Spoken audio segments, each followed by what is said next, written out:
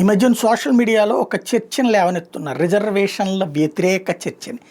ఏమని, 90 మార్కులు వచ్చినోడికి సీట్ రావట్లేదు, 40 మార్కులు వచ్చినోడికి వస్తుంది, ఏది డాక్టర్ల లాంటి వాటిలో రిజర్వేషన్లు ఎట్లా ఇస్తారు, లేకపోతే మన రైలు డ్రైవర్ల దాంట్లో ఎట్లా రిజర్వేషన్లు ఇస్తారు, లేకపోతే ఇక్కడ మేము ఈ దేశం వదిలేసి వెళ్ళిపోతున్నాం.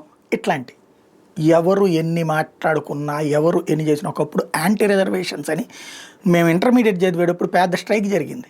45 రోజుల పాటు సమ్మె జరిగింది. అప్పుడు కాలేజీలు మూయించి పడేశారు. 6 నెలల పాటు భారీ ఉద్యమే జరిగింది. ఏమైంది? ఏమీ కాదు. భారతదేశంలో రిజర్వేషన్లు తీయడం అసాధ్యం. కారణం ఏంటి?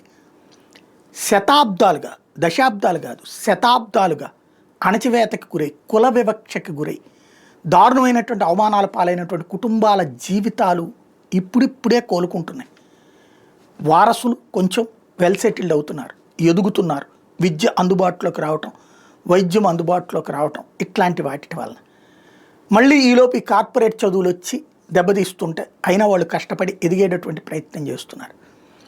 లేదు, ఆనాటి తారతమ్యాలు ఉండాలి, ఆనాటి తరహా ఉండాలని కోరుకోవట్లేదు. కాబట్టి రిజర్వేషన్స్ అనేటటువంటిది మన తాత ముత్తాతల నాడు చేసిన తప్పుల ఫలితం. ఇవాళ ఖచ్చితంగా దానికి పరిష్కారం లేదా పరిహారం ఇప్పుడున్న తరం చెల్లించక తప్పదు. అట్ ద సేమ్ టైం మనతో సమానంగా వాళ్ళని చూడగలిగినప్పుడు, మనతో సమానంగా వాళ్ళు ఎదిగేటప్పుడు, మనకంటే ఒక అడుగు ఎదిగి ఇంకా ఎత్తుకు ఎదిగిన అప్పుడు ఈ రిజర్వేషన్స్కి సంబంధించినటువంటి పరిష్కారం వస్తుంది.